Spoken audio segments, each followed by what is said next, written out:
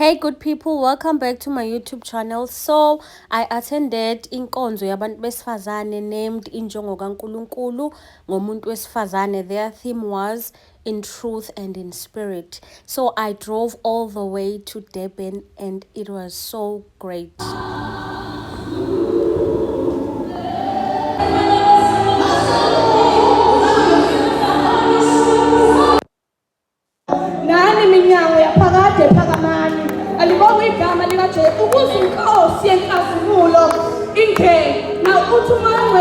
The King of Glory, the ancient gates will not be lifted until unabantu abanezandla ezihlanzekile nenhliziyo. Hallelujah bazalwane. And when you see sifuna ukubona the establishment of the throne of the living God in the city of bakhona abantu abathandaza the city yaseThekwini bazalwane. Oh labashaka saya ngiyathandaza ukuthi uNkulunkulu avusa abantu abazothandazela. uNkulunkulu is lifting us up. Mhlawumbe besikade sithandazela isection yethu, sikade sithandazela umlazo elikwazi ukusihlanganisa ngegazi lakhe. Hallelujah. Siyambonga kakhulu uNkulunkulu, siyabonga amanqinzi egameni likaJesu. INjongo bazalwane inhlangano la khona uNkulunkulu ebiza abantu bakhe. Lithi izwi likaNkulunkulu babehlezi bekhempile ilomshilo indodende ayisadelele bona isidelele i-altar likaNkulunkulu wakhe. Haleluya. Inkinga yethu leyo iyodwa ukuthi kunezinto bazalwane esesike sayijwayela kanti umfiliso ongasoki nomemezayo nje. Kodwa besikhona kule ntanga thina ukuthi siqhamuke njengoDavid. Sisizonikwani nomfiliso ongasokiwe odalele impi kaNkulunkulu. Haleluya. Haleluya. Bazalwane izwi likaNkulunkulu bangakufunda laphaya. Shilo ngasizwa bafishana kakhulu ufuna sihleke bazalwane egameni likaJesu. Sikhe bandleni kodwa sike entabeni kaJehova. Haleluya. Ngifisa nje sihambe ngawo lo moya. Esihamba efika ehlezi namadodana akhe endaweni yaseShekhem bazalwane. Indodakazi yakhe uDina yadlwengulwa indodakazi yenkosi uShekhem inkosi uHamori. Haleluya. Lithi izwi likaNkulunkulu mayifika uHamori mayifika uShekhem uyafika kubaba athi ngimbonile ngamthanda. Kodwa manje ukhuluma lokhu seze wayidalela wamrepa. Kodwa ngenxa yokuthi inhliziyo yakhe binamathele kuyo usefuna ukulungisa izinto, ufuna ukumthatha. Kodwa useqale ngendlela engaqala ngayo. Ngithe bazalwane thina inkinga yethu nje umfiliso ongasukile. Haleluya. So uyafika inkosi uHamori yahamba yakuJakobe iyosho ukuthi indodana yami siyonile indodakazi yakho.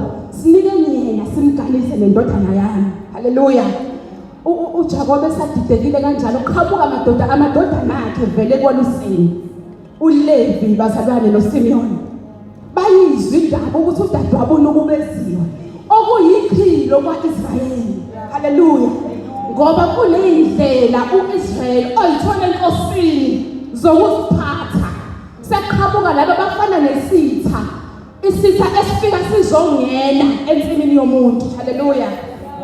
Lisizwe kaNkulunkulu uHamori noSimiyoni bafike banegotiate noJakobe ukuthi hayasizile ngokubi sicela nisho nje enifunayo amalobolo eniwafunayo sikhokhe bese futhi singagcini lapho kodwa siganiselane sithatha amadodakazi enu nani nithatha wethu ni trade nakule ndawo nenze yonke into enifunayo. Inkinga yethu leyo njengebandla bazalwane ukuthi sitha sifikile thina sangene emasimini sayidalela. Haleluya. And uJakobe akasho ukuthi uyathula. Kunezinto uNkulunkulu azothula izibona ngenxa yokuthi sikhona kumele siyi-attend. Haleluya. Ngoba enye isitha bazalwane ukuthi sisibeke la emathangeni and we have done that njengebandla. Ulala nesitha emathangeni. Ngicela ukubeka kanje ngoba zekhingane ukuthi isitha sisibeke emathangeni. Hallelujah. We have made covenants nombuso wobumnyama. Hallelujah. For the sake of belonging bazalwane.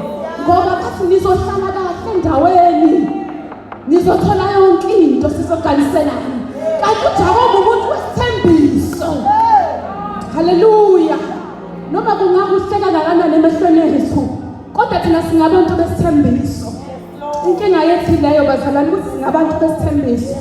Lithi izwi likaNkulunkulu bathi besakhuluma kanjalo waphendula uSimyo nothi cha kahle sikulungile noma ningangasinika mali ngoba uNkulunkulu ufanele avuse abantu la ngaphakathi kwethu abangeke balwe physically abangeke baflese kodwa abazosebenzisa ama-strategies from Zion. Haleluya.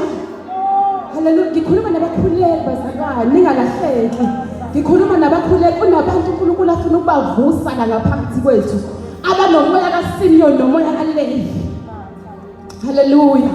Lithi izwi likaNkulunkulu bathi cha khulekani ngemali gcineni imali siyavuma sizoganiselana under one condition be circumcised ngoba nathi sisokiwe nanisobala.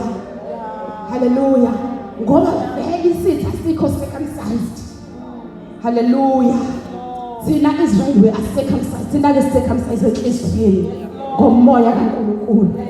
Lithi izwi likaNkulunkulu kanti uSimyon noLevi bayaplotha nje. Hayi ngoba bevumile ukukaniselana lesitha.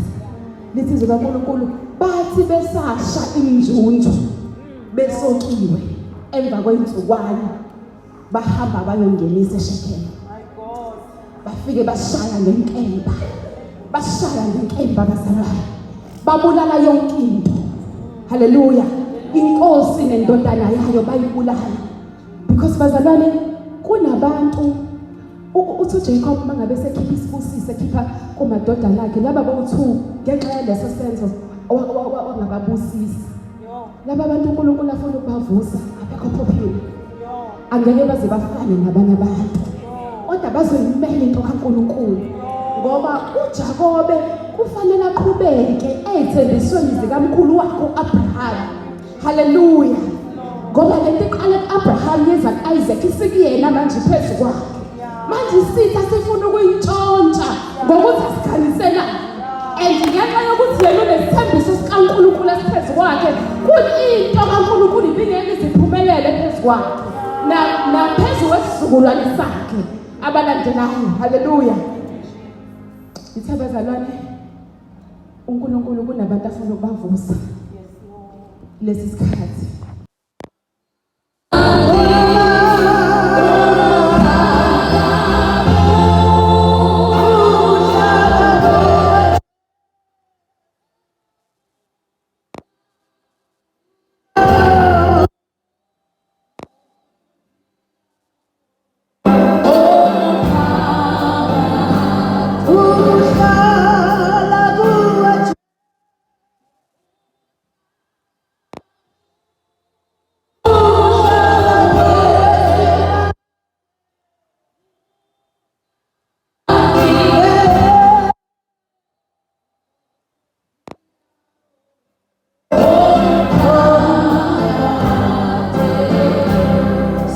Nkosi yasezulwini Thixo nathi sibongile maluso lungile esibonga Baba emva kwemini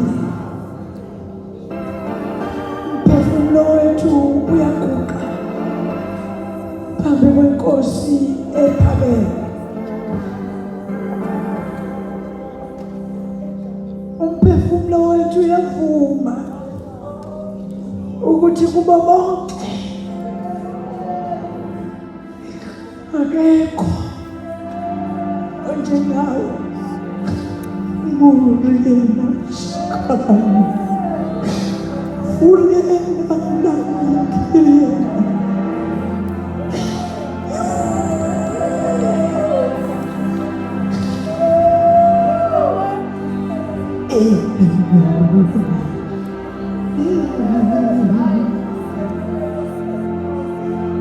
Phakama Nkosi, phakama wesimakade, phakama qhawe lethu, phakama Nkosi yamazulu, Phakama Thixo nathi.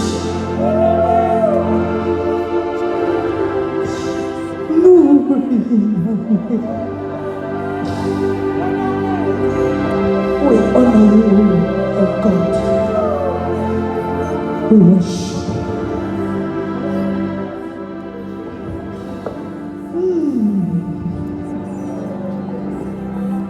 Siyabonga Baba.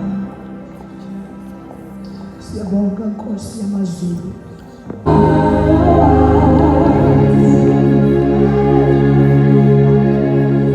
Siyabonga egameni likaJesu. Siyabonisa Bangcwele. Inkosi khona. Inkosi khona. Kuyinhlonipho enkulu enhliziyweni yami ukuba yingxenye yabantu abakhethiwe for a special duty ukuthi bebe phambi kwenkosi. Abantu abathandazayo uhlobo olubekwe kuqala abathandazi maniphinde abantu abathandazayo ngabantu abathi ikhona inkonzo iqala kuthathwe these few anizwa bazowenziwa babe yimbeliso.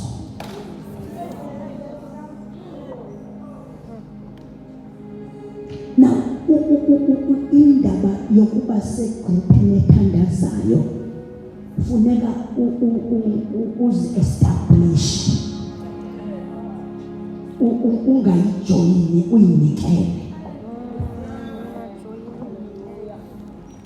ngoba xa uyijoyina uzaba nesikhathi sokufuna ukuyikhipha ngoba vele uyijoyinile.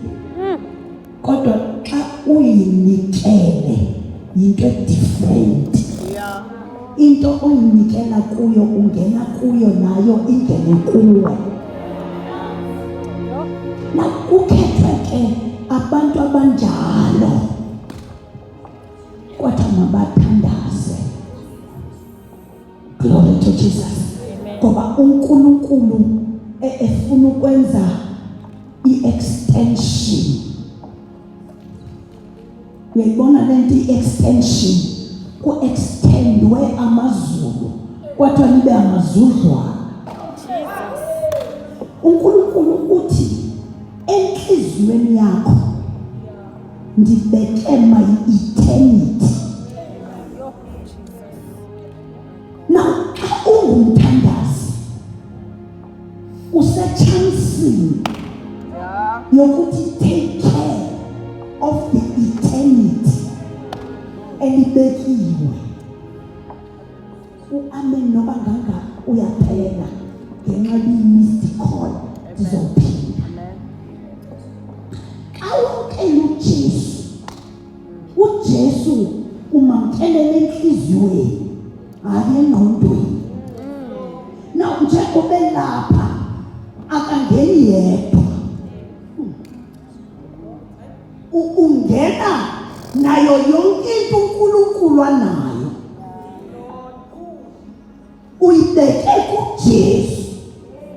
uJesu nayo yonke into anayo eyithatha kuGod the head uyayidownloada, ayidownloadele kuJesu. uJesu nawe awakela uJesu kudownloadwe ubuNkulunkulu bukaNkulunkulu ube kuwe. Yingakho ke ethi ubeke his eternity kuwe. Na njengoba uhamba ungutsotsi osindisiwe uhamba ne-eternity. Glory to Jesus. Now inkonzo yokuthandaza ithi take care of the eternity engiyibeke kuwe. Ngoba athi take care of the eternity ebekwe kuwe, you are not going to fight for holiness.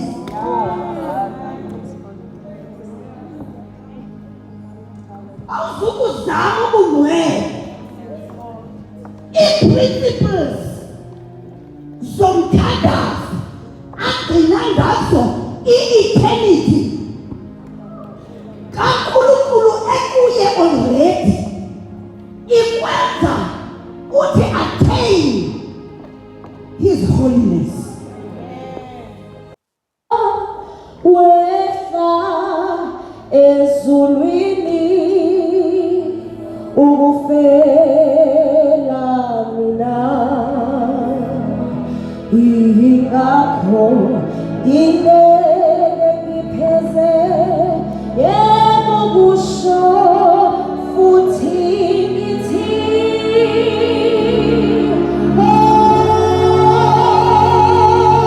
hallelujah mina ngiyabonga ngikubona Yesu Jesu uthando lwakho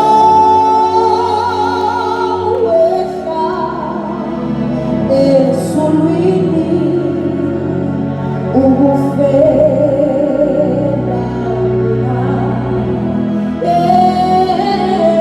ngakho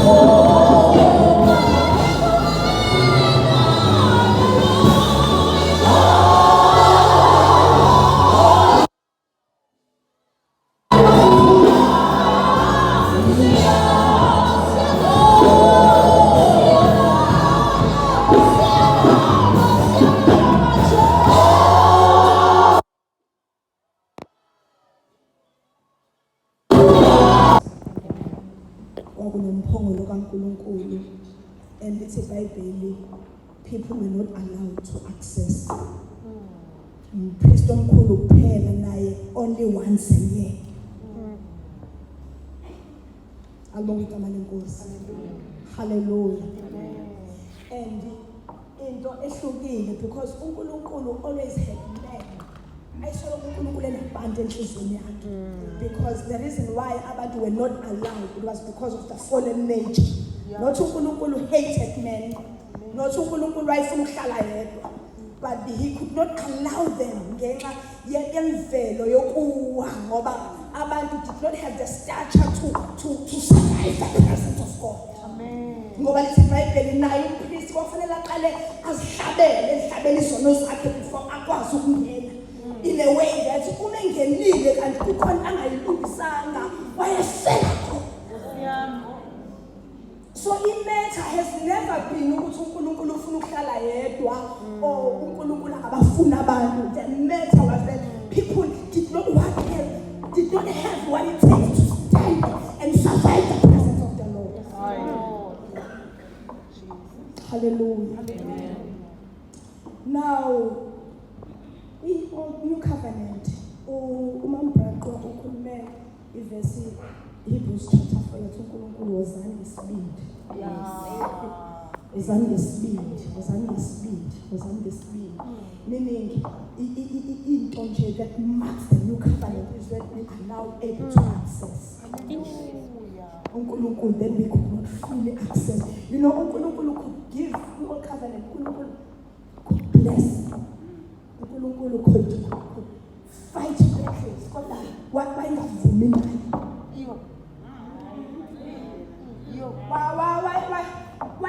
wayebenzela yonke into efakazela uNkulunkulu bakhe uIsrael ayengena yonke into efakazela uNkulunkulu bakhe into ayayikhohlile nje was just himself. But now he said My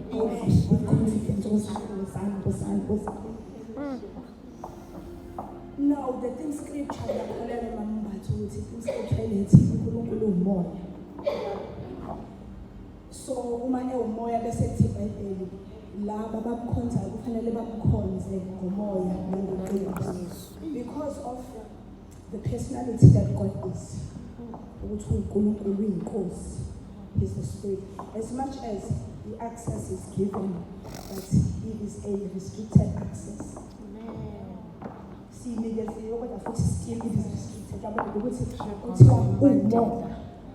So la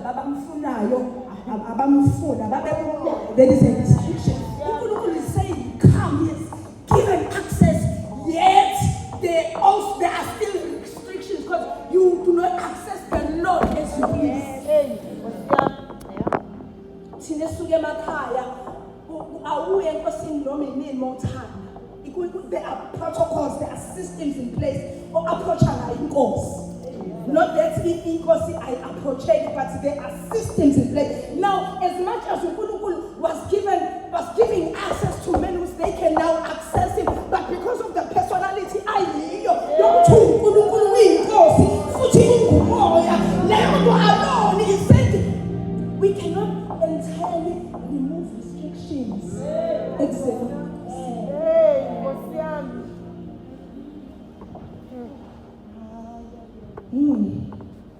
Now, says Apostle Paul, now the Lord is that Spirit. He says here, where the Spirit of the Lord, there is liberty.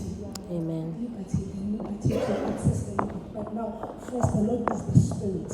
You need to receive liberty to access the Lord by the Spirit, in the Spirit. Ngoba lento ukuthi uNkulunkulu umoya inama implications ayi-2. Implication yokuqala ikona lokho ukuthi umoya. Implication yesibili ile yokuthi umoya angahlala ehlalweni. But umoya ungamthola ehlalweni.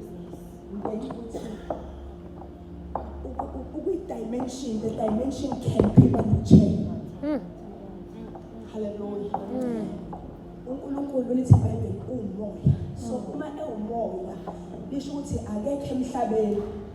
Not that it's not an access emhlabeni, we can access him, but kufanele kube ukuthi sinendlela yoku-access i-dimension akuyona. So it is not a matter ukuthi ukudele. Angaba kudele uma ngabe ungaba nento, ungaba in possession yento ekunika access with dimension uNkulunkulu akuyona. Hence lithi Bible worship in spirit and in truth. Ngoba bamfunayo uNkulunkulu, abamkhonzayo uNkulunkulu. If you are to access uNkulunkulu, you cannot access him in the flesh. You need to be in the spirit. You need to access him by the Spirit. Amen. Amen. Praise the Lord. Praise God. Hallelujah. Amen. Thank you, Jesus. So, Baba Salwane.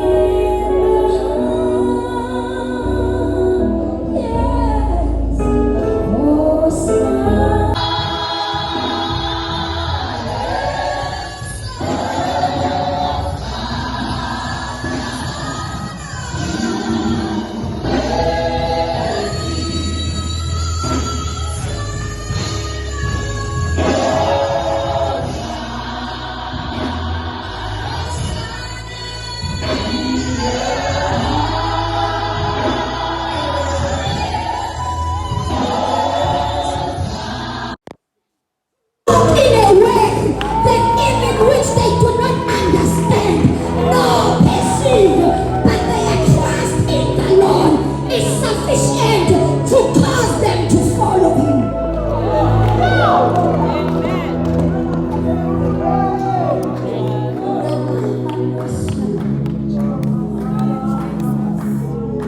This is a very expensive